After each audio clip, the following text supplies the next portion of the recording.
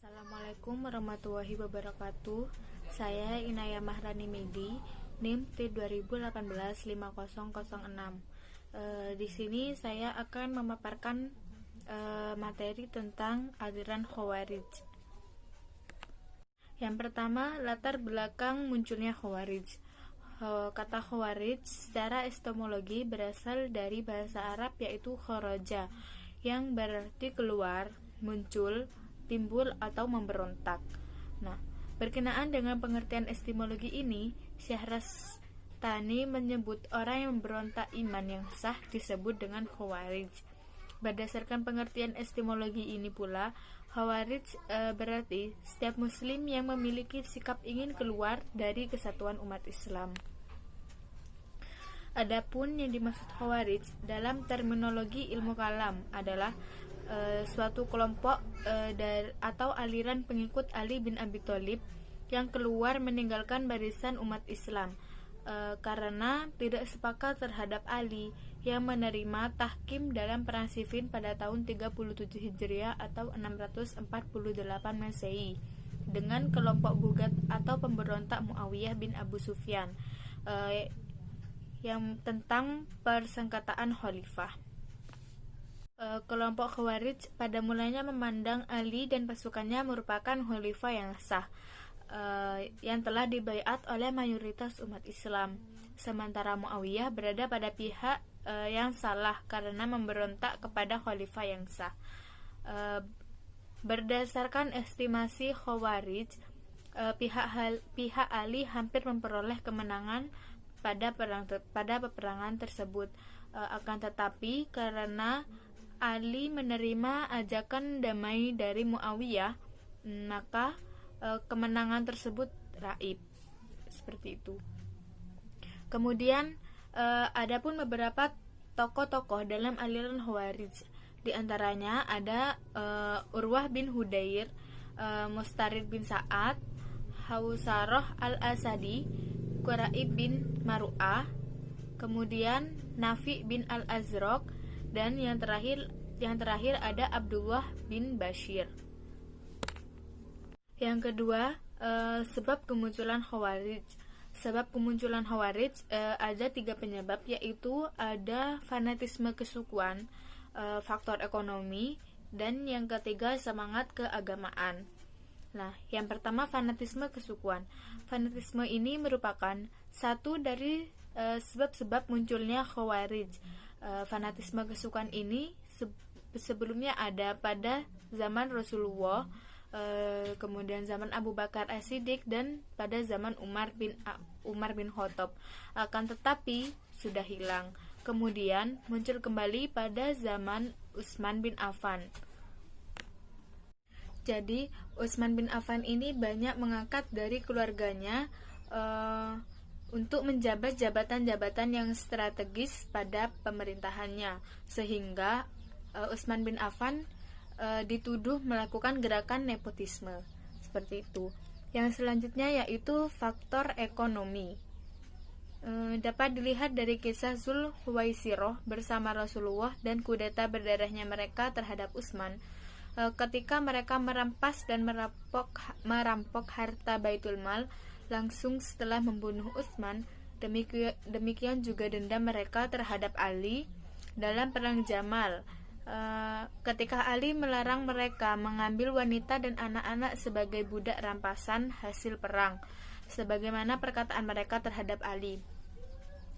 Awal yang membuat kami dendam terhadapmu ialah ketika kami berperang bersamamu di hari peperangan Jamal dan pasukan Jamal kalah. Engkau membolehkan kami mengambil apa yang kami temukan dari harta benda dari mereka, dan engkau mencegah kami dari mengambil wanita-wanita mereka dan anak-anak mereka. Seperti itu. Dan yang selanjutnya yaitu semangat keagamaan. Semangat keagamaan ini merupakan penggerak mereka untuk keluar memberontak dari penguasa yang absah. Ali sebenarnya sudah mencium kelicikan di balik ajakan damai kelompok Muawiyah, sehingga pada mulanya Ali menolak permintaan itu.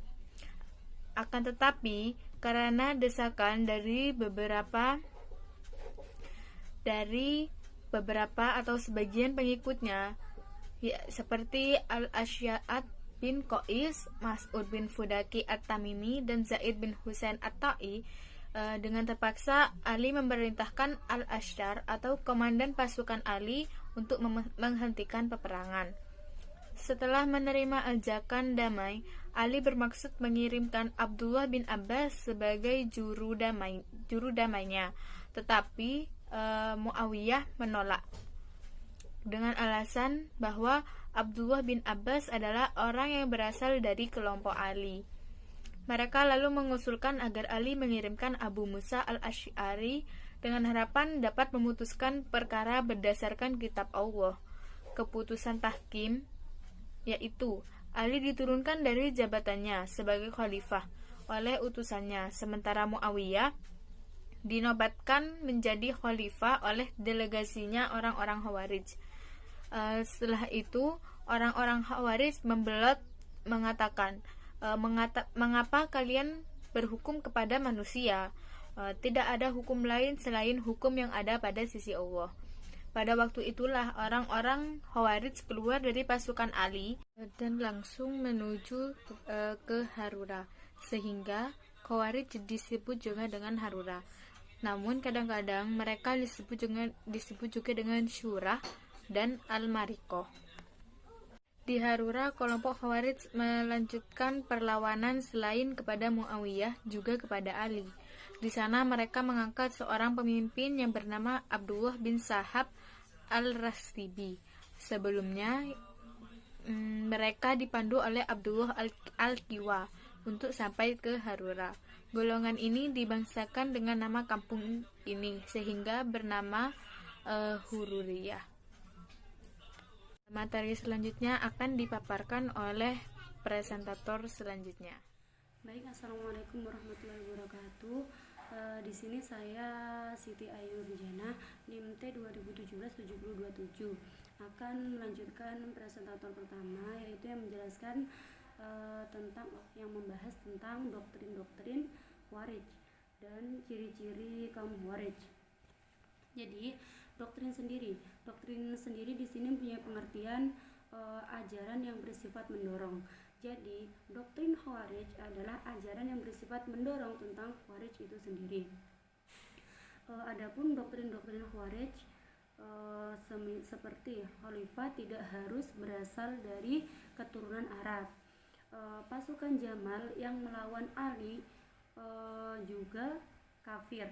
Ada beberapa juga, sudah lengkap di makalah, monggo bisa dibaca sendiri. Dan dari sekian banyak doktrin-doktrin itu bisa disimpulkan bahwa doktrin yang dikembangkan oleh kaum Khawarij itu dibagi menjadi 3 golongan, yaitu politik, teologi, dan sosiologi. Selanjutnya yaitu ciri-ciri kaum Khawarij. Apa itu ciri-ciri kaum Khawarij? Apa saja? Yaitu yang pertama, mudah mengkafirkan orang yang tidak segolongan dengan mereka. Islam yang benar adalah Islam yang mereka pahami. Yang ketiga, orang-orang yang tersesat perlu dibawa kembali ke Islam yang benar. Apa itu Islam yang benar? Menurut mereka, Islam yang benar adalah Islam yang mereka anut. Selanjutnya, karena pemerintah tidak sepaham dengan mereka, maka mereka mencari imam atau pemimpin yang sepaham dengan mereka. Karena mereka berpikir bahwa orang yang tidak sepaham dengan mereka itu adalah orang kafir. Untuk yang terakhir, ciri-ciri kaum Khawarij yaitu mereka bersikap fanatik terhadap faham yang mereka anut. Jadi pada intinya kaum Khawarij itu adalah kaum yang menganggap bahwa Islam yang paling benar adalah Islam yang mereka anut atau yang mereka pahami. Jadi siapapun yang tidak sepaham dengan mereka, maka mereka bilang orang tersebut adalah orang kafir. Cukup sekian dari saya. Apabila ada salah kata, saya mohon maaf yang sebesar-besarnya. Wabillahi taufiq wal hidayah. Wassalamualaikum warahmatullahi wabarakatuh. Assalamualaikum warahmatullahi wabarakatuh. Perkenalkan, nama saya Elis Wajriana Wangulan, NIM T2018-5022 dari kelas PAUD 1. Di sini saya akan menjelaskan tentang aliran Murji'ah. Yang pertama yakni asal-usul aliran Murji'ah. Nama Murji'ah diambil dari kata al-i'raj atau arja'ah yang bermakna penundaan, penanggungan, dan pengharapan. Aliran ini sangat berlawanan dengan aliran Khawarij. Begitupun dengan akidahnya. Akidah mereka balikan yang sempurna dari akidah Khawarij. Mazhab Murji'ah ini dapat diungkapkan dengan bahasa kekinian, yakni mazhab tasammu atau toleransi, yakni toleransi agama antara kelompok orang mukmin dalam batas-batas Islam. Dalam aliran Murji'ah ini tidak ada yang saling mengkafirkan dan tidak ada pula yang saling mengutuk. Ada beberapa teori yang mengemukakan asal-usul aliran Murji'ah.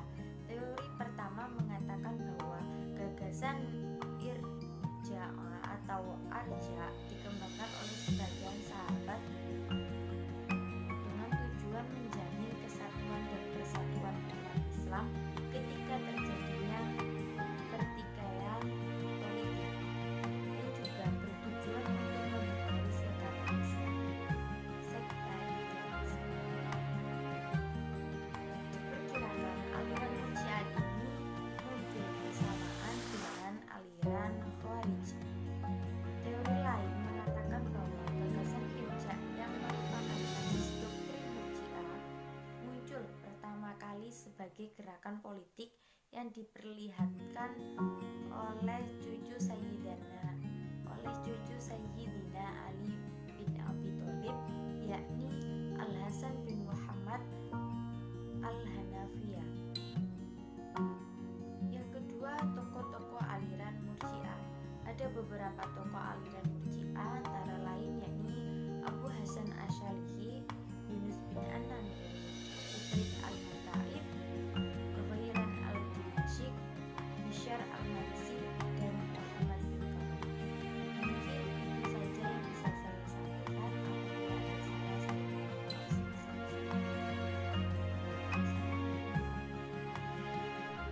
Perkenalkan, nama saya Roihatul Maufiroh, NIM T2018-5031.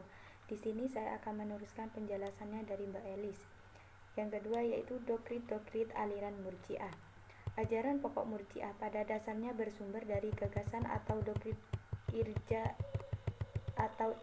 arja'ah yang diaplikasikan dalam banyak persoalan yang dihadapinya, baik persoalan politik maupun teologis. Di bidang politik, doktrin irja' diaplikasikan dengan sikap politik netral atau no-blok yang hampir selalu diekspresikan dengan sikap diam.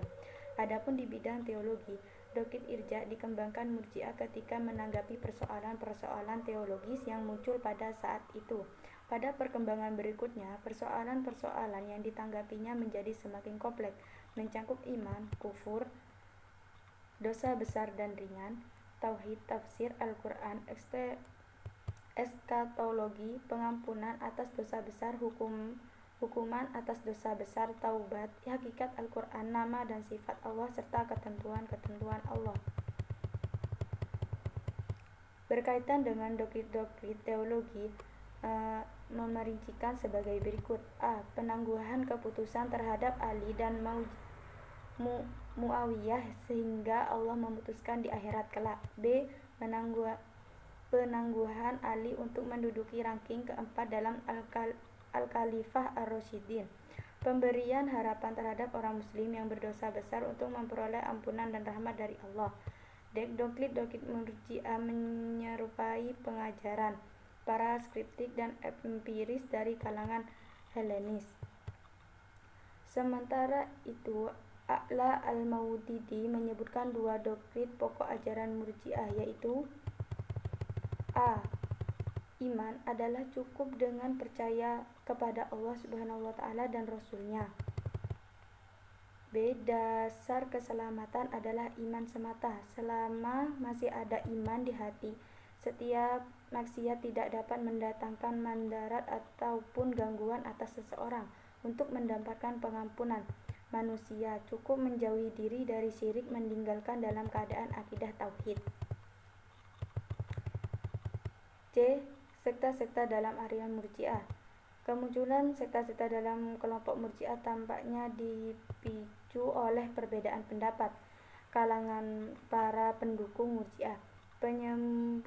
Menyebutkan sekta-sekta Murji'ah sebagai berikut. A. Murji'ah Khawarij. B. Murji'ah Jabariyah. B. Murji'ah Murni. E. Murji'ah Sunni.